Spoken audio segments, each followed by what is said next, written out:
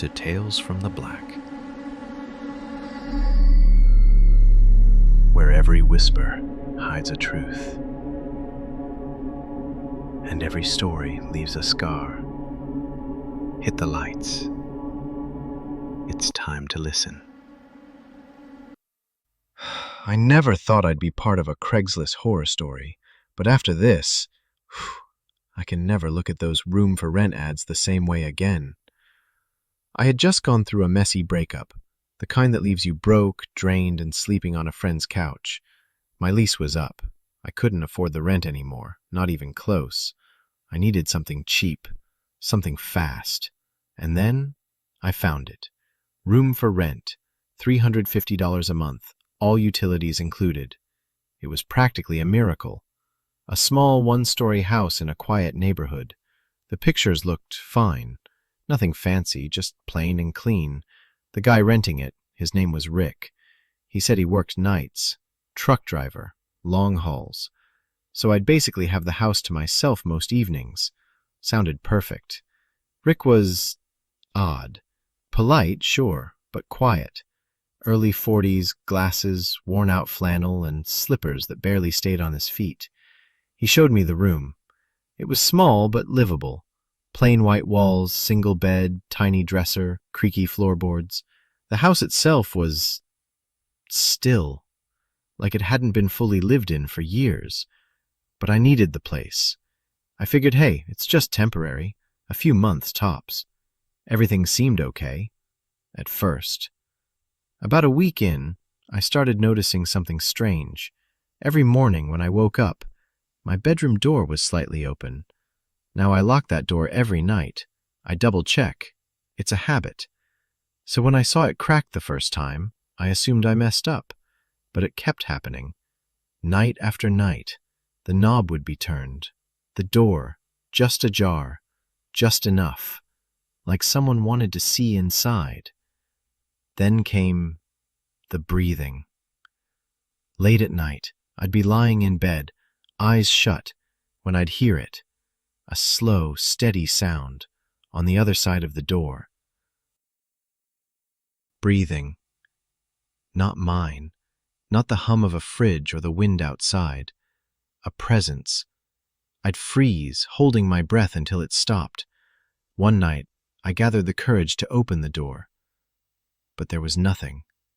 Just an empty hallway. Still, I thought I heard footsteps, soft and dragging, disappearing into the dark. I finally confronted Rick. He shrugged, said it was probably the house settling, or maybe I was dreaming, but I wasn't. So I set up my phone. I left it recording next to my bed, screen down, mic up.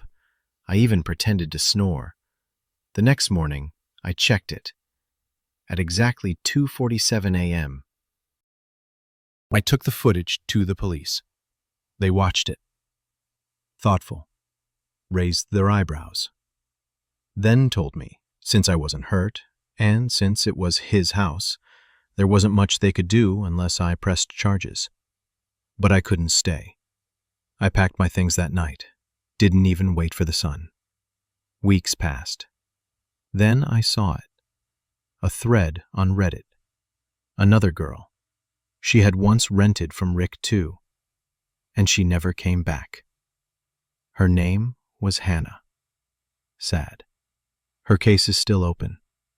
I contacted her family's lawyer, gave them the footage. I don't know if it helped. I hope it did. But I'll tell you this.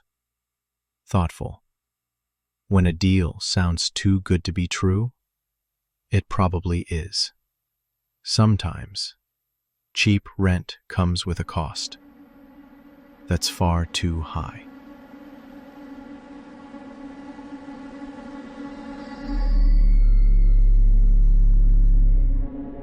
This happened last fall. I still can't believe how close I came to being another missing person headline. I was scrolling Craigslist when I saw a post in the community section.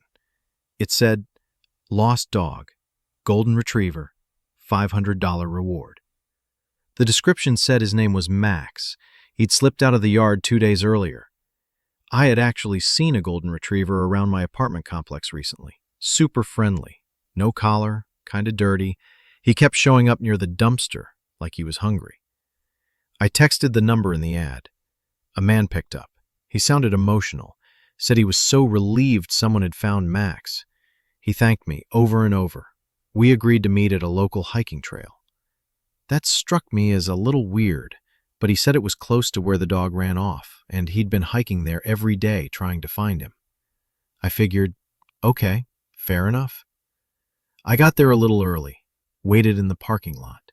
There were a couple of cars around, but not many people, just enough that I didn't feel totally alone.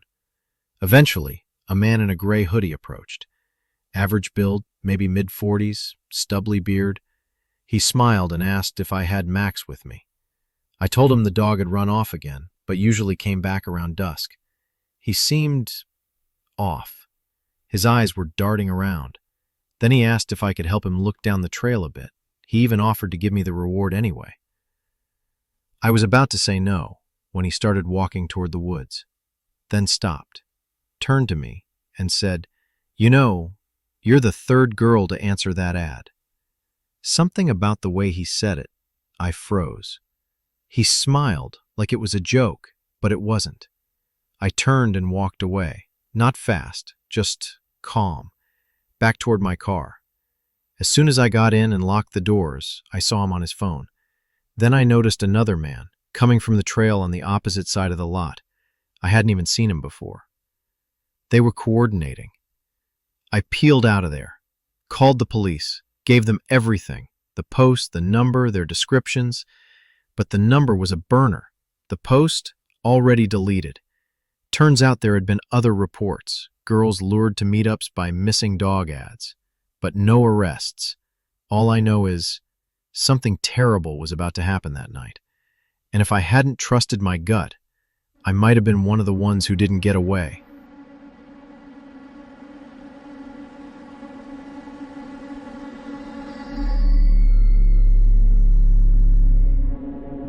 With a big, empty living room. I'd always wanted an upright piano. I didn't even play that well. It was more for aesthetic and nostalgia. My grandma had one, and it reminded me of her. So when I saw a listing on Craigslist that said, "Free upright piano, must move yourself estate clearance," I immediately reached out. The person responded fast, said their aunt had passed, and they were clearing out her estate. The house was in an upscale part of town, and the only reason it was free was because movers were charging too much to get it out of the basement. It sounded reasonable. He even sent photos. It was a gorgeous old wooden upright. Mahogany finish. Beautiful. We agreed I'd come by Saturday around 5. He gave me the address and said he'd leave the door unlocked because he might not be there when I arrived. That should have been a red flag, but I was too excited. I even rented a truck and brought a buddy with me to help carry it. When we got to the house, it looked off. Don't get me wrong, it was huge, like Victorian mansion huge. But there were no cars in the driveway. The grass was overgrown, no lights were on, and the windows had that dusty look, like nobody had lived there in a long time. Still, the front door was unlocked, just like he said. We called out as we stepped in. Nothing. But the house didn't feel empty. It felt like it was waiting. We found the basement door easily. One of those old wooden ones with the iron latch. When we opened it, the air hit us like a wall. Musty, damp, and something else. Like mildew and rust and meat. We turned on our phone flashlights and headed down. The piano was there, just like in the photo, but the room was not what I expected. Concrete walls, lined with hooks and chains. A table in the corner had ropes, duct tape, and what looked like a camcorder on a tripod. And the smell, that was definitely not mildew. We backed up instantly. That's when the basement door slammed shut. My buddy yelled and ran up the stairs, tried to open it locked. Not just closed, bolted from the outside. We were stuck. I felt like I was gonna puke. The whole basement felt like a horror movie set. I kept thinking, why did he leave it unlocked? Did he know we'd come alone? We were debating whether to break a window when we noticed something. There was movement behind the piano. A figure standing completely still in the shadows. We bolted to the other side of the room, ready to fight or flee. But when we shone the light, it wasn't a person. It was a mannequin, dressed in a wedding gown, no joke, but a face, it had been painted to look real. And there were Polaroids pinned to the dress. People tied up, gagged, crying. That's when my buddy lost it. He kicked one of the basement windows out. He climbed through, and I followed right after. We didn't even go back for the truck. We just ran down the street and didn't stop until we were in public. The next day, I tried calling the number again. Disconnected. I reported it to police, of course. But the weirdest part, when they went to the address, they said the house had been abandoned for months. Nobody owned it. There was no piano, no chains, nothing in the basement, and according to them, the house was boarded up when they got there. But I know what I saw. I know that door opened, and I know someone locked us in. To this day, I have no idea who set that up, what they were planning, or how many other people might have walked into that same trap.